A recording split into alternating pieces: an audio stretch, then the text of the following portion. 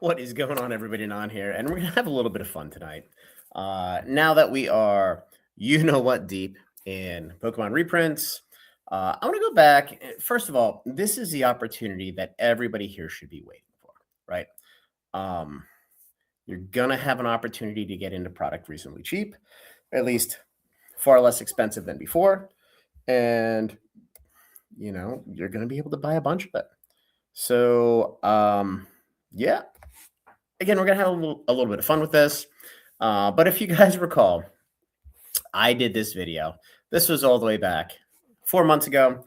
And one of the things that I like to tell you guys, and there are a lot of Poketubers that don't like this, is when you make a YouTube video, you simply need a computer, internet, and a microphone. And there's no resume required. There's no references needed. You don't need a skill set. You don't need any qualifications whatsoever. You can make videos and you can say whatever you want, whether it's fact, fiction, nonsense, bullshit, and it doesn't matter. This is a free country. You can say whatever you want. So there are a lot of people, in fact, pretty much every single one in Poketube, and quite honestly, this includes Rudy, who have been saying that there's no reprints, there's no booster boxes. Where are the booster boxes? Blah, blah, blah, blah, blah. Granted, some of that's talking his own book. But here they are. We have Journey Together booster boxes, non-enhanced specifically. I don't believe we're getting ETBs. We're just getting booster boxes. So the ETBs are probably money good. Destined Rivals, a ton of booster boxes, a ton of ETBs. Black and white. Poster collections, there is still more SKUs of black and white to come out. I don't know what they are. Currently, the only thing being packed in-house are booster bundles. These are all being shipped out, so chances are we could get another wave of ETBs of black and white at some point in time. Now, I told you guys about the Q1 reprints. The Q1 reprints are when the packs were actually printed. So, Destined Rivals, Journey Together, Black Bolt, White Flare started printing the end of January, early February, and they printed through June. And here we are. In addition, and this is where I like to connect the dots. In September of 2025, there was a large amount of packaging ordered from some of the paper companies that make packaging, one of which was Phantasmal Flames booster boxes, approximately 1.5 million. We obviously haven't seen those yet, so they were either packed back then, or more likely now that we have a 4-month window between the completion of Pitch Black and Delta Rain. Mega 1 and Mega 2 are going to be printed at scale, and we're most likely going to get those in the November timeframe. Again, the booster boxes, the boxes themselves, the packaging, that was commissioned back in September of last year, most likely been delivered, and they're waiting to execute on their plan, which, as I've mentioned multiple times, they are going one by one. So they started with MEO9. Now they're hitting MEO9 SV9, SV10, which is destined. They hit 8.5 black and white? I don't even remember. I think it's 8.5. No, it's not. Is it 8.5? Fuck, I don't know. Anyway, no. It's not. It's 10.5. 8.5 is prismatic. Jesus Christ, it's been a while. So they're hitting the first 3 sets in the I block. They're going to hit Mega 1. They're going to hit Mega 2 this year. And then as we go into next year, we're going to see what happens. Now, a lot of folks are scared to death about the new print facility. I will tell you, a lot of the actual print capacity has already been leased out. Little Birdie told me that a lot of it is going to Wizards of the Coast. So if you listen to Hasbro earnings call talking about new print capacity coming out in 2027, it is going to Hasbro, not necessarily going to Pokemon for Pokemon to print more cards. I do believe they're also going to take some of the packaging in-house, which is something that they are outsourcing pretty much everything except for bundles right now. So we also talked on the Magic side about the Lord of the Rings Commanders. Initially, we're supposed to come in October. We ended up getting them in February. Lord of the Rings set boxes. I have allocations for them now. They're coming in early September. I've tried to kind of hint at that, but there's so many people that are they don't understand the videos because they have the attention span of a fucking goldfish. But the danger that I'm trying to get at is when you listen to all the fucking folks on YouTube that talk about Pokemon, 99% of them, they have no access. They don't know what the fuck they're talking about. They're calling their junior up saying, hey, have you heard this? If the answer is no, then it's like, oh, it's not happening. That is not how you gather information. You have to go further up the supply chain. You talk to the manufacturers, you talk to the packing companies, you talk to the buyer. Like, these are all things. It's 101 shit when it comes to information gathering. But again, it comes down to the fact that anybody with a microphone and a computer, doesn't matter if you're a janitor, if you're a landscaper, if you're a fucking, doesn't even matter, whatever you are, you can be on YouTube and make videos, and there's no requirement. So I'm gonna clown on somebody a little bit because it's gonna be fun. So yeah, when we first got started, probably not really first got started, but November of 2024, I ran a sale on TCG Player, and we sold Surging Sparks booster boxes for $179.99. The market at the time was $210, but in my opinion, there were better buys from an entry perspective, and the immense amount of liquidity made a lot of sense. We took the 600 boxes we sold, and we flipped them all into Stellar Crown at $95. There was a certain person that said, I'm a fucking idiot. That's a direct quote. And as we see now, Stellar Crown is now significantly higher than Surging Sparks. So 4 months ago, knowing what I know, and it has now come to fruition, even though everybody else was basically like, you're full of shit. I put out a video. Again, this is before all this happened. So this is when everybody was, line goes up and to the right. Sell Destined Rivals by perfect order. And I said specifically in this video, anything perfect order under 180 is a buy. And the reason for that is perfect order had a much tighter print run than the other sets. Now, we've come to find out that Chaos Rising and Pitch Black have approximately 825,000 booster boxes printed. Perfect order is probably right around 700,000. So, 10 to 15% less. And I don't know if that was just because they knew it was a little bit of a weaker set, or if they knew that they had to move on to Chaos Rising, given the fact that they had 3 sets coming out in immediate succession, 2 months, 2 months, 2 months. So that being said, I also put out a video talking about Q1 reprints, and that was effectively 2 weeks after I knew that they had started the printing process. And as most of you know, if something doesn't happen 3 seconds from now, it can't be true, because we live in a world with a bunch of fucking idiots with no attention span that if something doesn't happen immediately, it can't be true. They have no patience. They have no vision, and they're all new. They don't fucking understand any of this. So I'm gonna go to this video because I found this hilarious. They even used my silhouette in the video. And by the way, I appreciate everything you do, Eli, because we have now doubled your size in 2 years. So thank you for that. So I'm gonna play this real quick once I get through the stupid ad. Oh, here we go. Here we go. 2 guys that know everything. Aged like fine wine.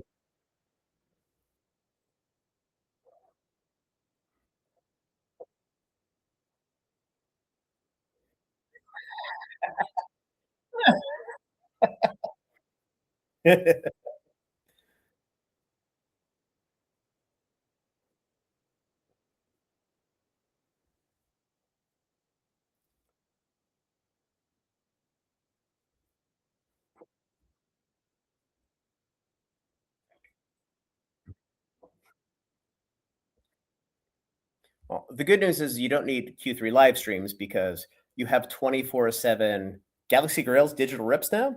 So really fleecing people.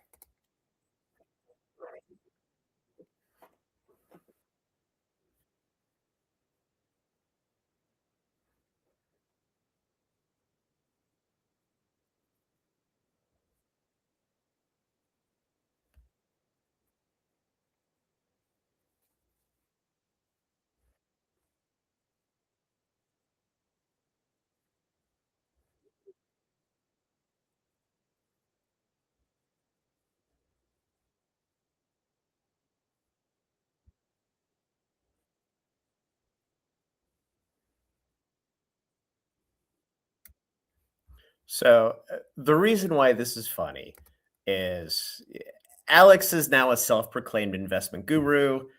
The dude was landscaping before this happened, and I have nothing against Alex other than he's kind of a douchebag, right? Um, but at some point you got to wear it, man. You guys fucked up. You you were super super smug about this, and look, the rip and ship business is going to struggle here mightily over the next 6 months. So look, I give you guys all the props in the world on the Galaxy Grails and grifting the fuck out of people that don't understand how terrible the odds are, because once this goes down, there's not going to be a whole hell of a lot of business left. Now, the good news with Pokemart, and if they can get their shipping right, which they haven't been able to, it's a good program if you're a buyer. If you run the program, it's quite terrible. But his margin's the same regardless because of the way it's structured. But I digress. So this is a lesson in listening to people that buy into the bullshit. They don't know what the fuck they're talking about. They have no access and they pretend. These guys all pretend that they know what the fuck they're talking about. And, quite honestly, they just don't. So, let's see. Oh, yeah, here we go. About those Q1 reprints they made. So, at the end of the day, here's what Pokemon's going to do. And if you guys actually want to listen to a channel for somebody that knows what's going on in the industry, I highly suggest you go watch Team Rocket Show. No, I'm kidding. I'm kidding. Yeah, clearly at this point, the entire situation has played out pretty much the way I said it has. But Pokemon, their entire goal is not to smash the market. Their goal is to get the price of the product around MSRP, because in the opinion of the Japanese management team, MSRP is the price that kids are going to buy the cards. And when I say the kids, the only thing the Pokemon company gives a fuck about is the health of the IP. Now, they are very, very short-sighted with a lot of this stuff. They're super litigious. They blame platforms like TCG Player for being the problem as to why the bubble exists, not the fact that they just didn't print enough cards to begin with. And, shame on them for making good sets that people want. And then all of a sudden, the demand spikes through the roof. That's sarcasm. But their goal is to keep the product around MSRP. So we now have a 4-month window between Pitch Black and Delta Rain. And there's a lot of fucking folks out there, and they're like, well, what if 30th anniversary was, printed to the ground and this and that? If my aunt had balls, she'd be my fucking uncle. They're printing approximately 180 million packs, and that's the math. They're approximately 4 million Pokemon Center ETBs. So that alone is 36 million. You can take that out of the list. There are approximately 3 million UPCs being printed in the USA, approximately 2 million being printed in Europe in English for distribution outside of North America. Because remember, until 2027, North American English distribution is all printed in North Carolina. So that is Canada, Mexico, and Latin America. Starting in Q1 2027, there will be no, or extremely limited, English language cards going to Latin America, because it all gets funneled back in the US through Trading Card World, Collector Store or Shop, whichever the one is in Arizona, maybe it's Double Infinity, and Devastation Games through Koki. You can do your research to see who they're owned by, but everything gets funneled back in the US anyway. So that will be gone. So we have 4 months to print the new set. Right now, the main factory just completed Journey Together, Destined Rivals, Black and White. I don't have confirmation, but I assume they're and Prismatic Evolutions, they're basically always printing that. I would imagine we're probably going to get more booster bundles here, probably in the September-October timeframe. I don't know if we're going to get more ETBs, but once they're done with Mega 1, Mega 2, and Prismatic, you can bet your ass they're going to dump a massive, massive fucking reprint of Ascended Rivals. Ascended Rivals, Jesus Christ, Ascended Heroes. It's late. On the market, probably in Q1 of 2027. So there, motherfuckers, there's your Q1 reprint.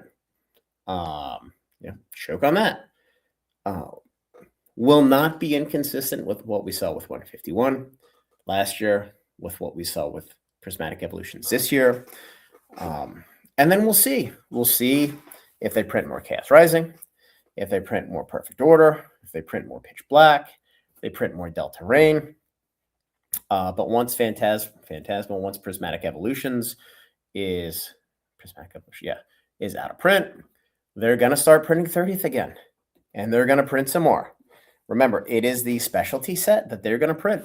We're going to have Mega 7.5, which presumably is going to be Mega versus Mega or Mega X Mega, whatever the fuck it translates to in the US. It's going to be a banger. So we're going to get to a situation in probably March, April, May of next year where the standard sets are all going to be around MSRP. And they're going to be readily available in Walmart and Target. The bloodbath of the botters is going to be complete, but you're still going to have these specialty sets where there's going to be bot demand. Now, whether they can actually just do this and not get real jobs, that's questionable. But we're going to have that stuff. 30th anniversary set of Heroes, Mega 7.5. They're still going to be sought after. They're still going to be well above MSRP. There's just not enough. They could print 1 billion packs and drop them on the market, and people would still price them very, very high for the first 6 weeks, 8 weeks, until everybody realizes that the market's flooded and all the broke-ass Timmy game stores race to zero. Now, speaking of racing to zero, a little birdie tells me, and we've talked about this before, the Pokemon company had a stern talking to with Asmodee. In Europe, the prices for reprints are about what they are for regular release. We know that they've had a stern talking to with GameStop for 30th anniversary because they initially had ETBs at $200. They were told, you better fucking back it up. You're not going to get shit.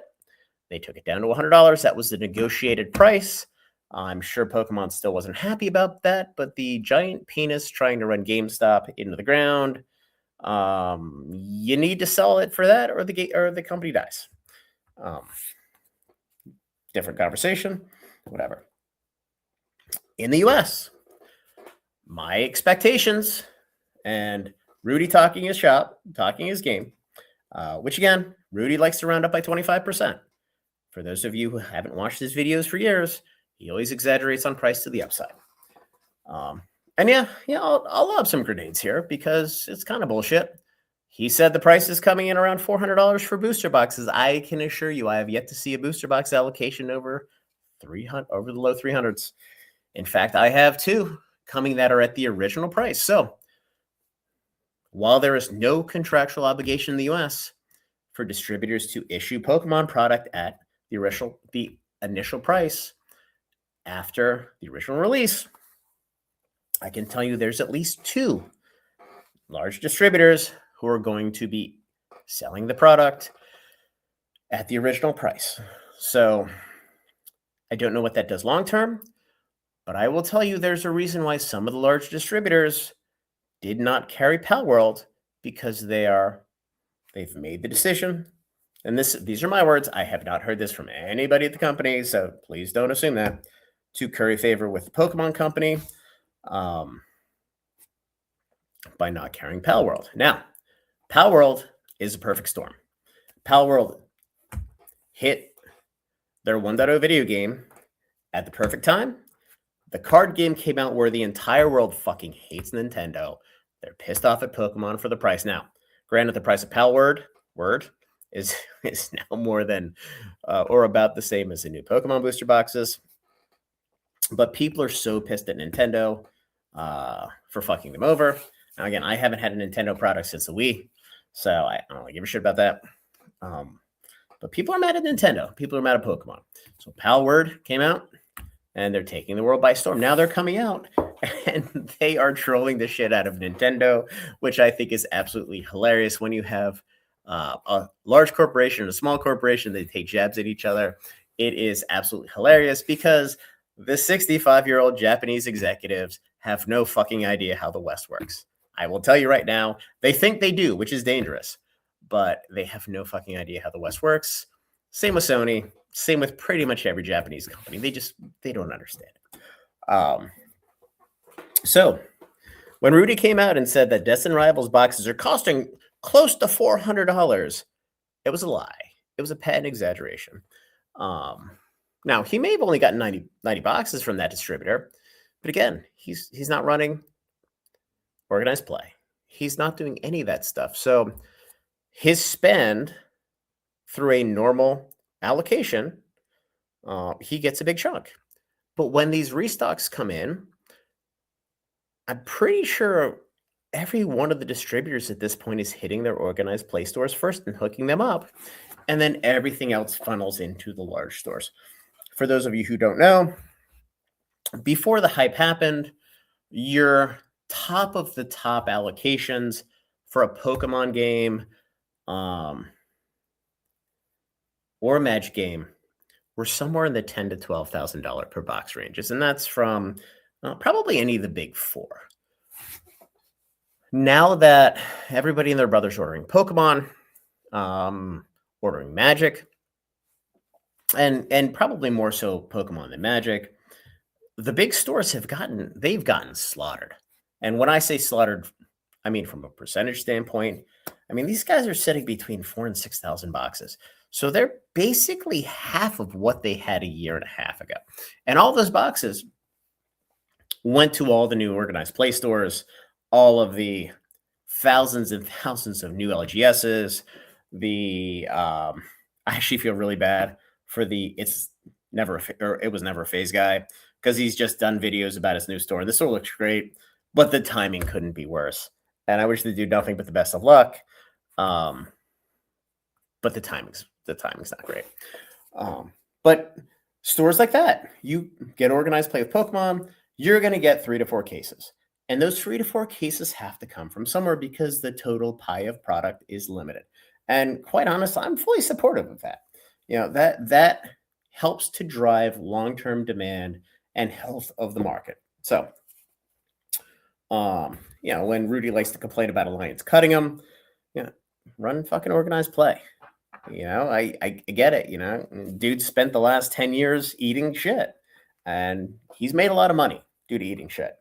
But when Alliance went bankrupt and Universal bought them, that's a new ownership team that doesn't owe him a fucking thing. And that is the danger of hitching your wagon to a single distributor or 2 or 3. If you have a new store, I highly recommend you diversify across every distributor you can get an account with, because as we saw with Hobbit, Universal and PhD in certain warehouses didn't get their play boxes. They didn't get their pre-release kits in time for pre-release. I think Universal also didn't get their play boxes. Magazine Exchange did, GTS did, Southern did.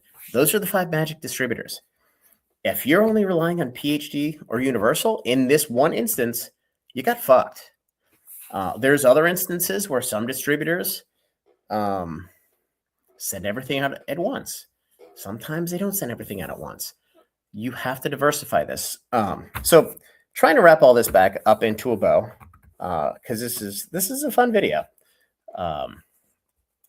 In fact, I tried to find the Team Rocket Joey video where he actually made the comment that the only person who does any YouTube videos talking about reprints and Pokemon and being cautious is me. I wish I found it. I don't really care. I'm sure he's going to do a video clowning on this one tomorrow, which is fun. That's the MO, you know. Dude has what 13,000 subs, and he makes money. It's fucking great. Entertainment is always fun. We are going into a world where things are going to go back to somewhere around retail price. Now, your booster boxes are going to be somewhere around 130. Your bundles, your ETBs are probably going to be a little bit lighter. The massive amount of bot demand for standard sets is going to go to zero. So we are going to have an opportunity similar to what we have in Magic. Now, the print runs of Pokemon product are multiples of what they are for Magic. So just so you guys know, when these sets, and I'm really talking about the I block now, I think it's the I block, which is Journey Together, Destined Rivals, Mega 1, Mega 2. And they don't rotate out until April of 2028. When we get to April, May of next year, it is time to start being serious about starting to put some of that stuff away. Now, booster boxes could be back to $400 by then. So you would effectively be down a third from the top. Yeah, it's painful.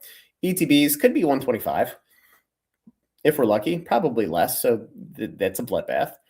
In fact, there are a lot of botters that have just been hammering Destined Rivals like a bunch of let's see, what's the best word? Mindless hamsters, just smashing the fucking button, like, oh, this is a great deal. This is a great deal, not realizing that they're caught in the trap that that the Pokemon company set for them. And a lot of those folks can't pay their credit card bill now. So all of that's going to get dumped on the market. And yes, Destined Rivals ETBs and booster boxes are going to be a steal. ETBs are a much better buy. I don't give a fuck what anybody says. The ETBs as a price point relative to booster boxes at sub $80, and they will get there. If you say they're not, you're fucking wrong. You don't know what you're talking about. They will get to sub $80. Because Walmart's not done. There's more coming through there as well. And they're selling for $69 plus tax. So all of these botters sitting on hundreds of thousands of them, they're going to get smoked and they're going to dump them because they have to. This is called a run on the bank in the business world, I think. It's a little bit different, but it's the same mechanic. So when that happens, you're going to have an opportunity to buy Destined Rivals, ETBs, booster boxes, Journey Together booster boxes. The second they hit, they're going to be pushing $200 again. My price point that is not an original price is almost 50% below market right now. So they are going to absolutely fucking plummet. Black and white posters, there are an astronomical amount of those coming out. There's probably around 100,000 cases. So 600,000 individual units, which is what, 2.4 million packs each, which, I mean, quite honestly, isn't a crazy amount, especially when you look at 30th anniversary with 180 million packs. But it is enough that it's going to start to push supply into the market. And quite honestly, the market for black and white was weak to begin with. The only reason it's strengthened now is because there's just not a lot of supply. And people are looking at black and white as a way to get an edge. That market's going to get smashed. And then they're probably going to come out with ETBs sometime in the fall here, which is only going to cause the items to plummet even more. But this is the time for you to buy. So on the Magic side, and I've done a lot of videos about this, I talk in Discord all the time, when Play Booster Box reprints comes out, or when they come out, when Commander Display reprints come out, you can buy as many as you want right around distributor price or a little bit above. Now, it's going to take you 6 to 9 months to dig out of that hole. In fact, the quickest one I've seen dig out were the Lord of the Rings Commander displays, where they were sold for about $140 back in February. They're at $310, $320 now. But for example, Bloomburrow sat around $125, $130, and price from distro was right around $119 for those. for 4 months, and now it's starting to move up again, and we're at 190. Final Fantasy Play came out. Forge and Fire. And by the way, if you want to position and you're in the retail space, the deals that Forge and Fire has are absolutely astronomical. They're the best out there. I don't know why they do them. That's not my business. But they're the best deals. And I think they were selling them for like $109.99 at some point, or $115, because they're just trying to churn product. And those boxes are now $245 to $250. Now, we're going to get a massive fucking reprint again in November. They're coming, but you know when they're coming because I tell you when they're coming. Just like with these, I told you they were coming. Now, I didn't know when. Lesson learned. It takes them 5 to 6 months to get this stuff queued up. But what I did tell you is to expect a lot of product to come out right around 30th anniversary, because they need to distribute the spend across SKUs, and they need to protect the price of the product that everybody is going to want. So if you actually want a business approach to this and somebody that actually has a clue what the fuck they're talking about, feel free to join the Discord. If you want more entertainment and thumbnails that look like they have a thumb up their ass, hey, you can watch the rest of Poketube. I kid. It's fun. It's late. Like the video, subscribe, join the Discord, and always smile. It is a fun industry.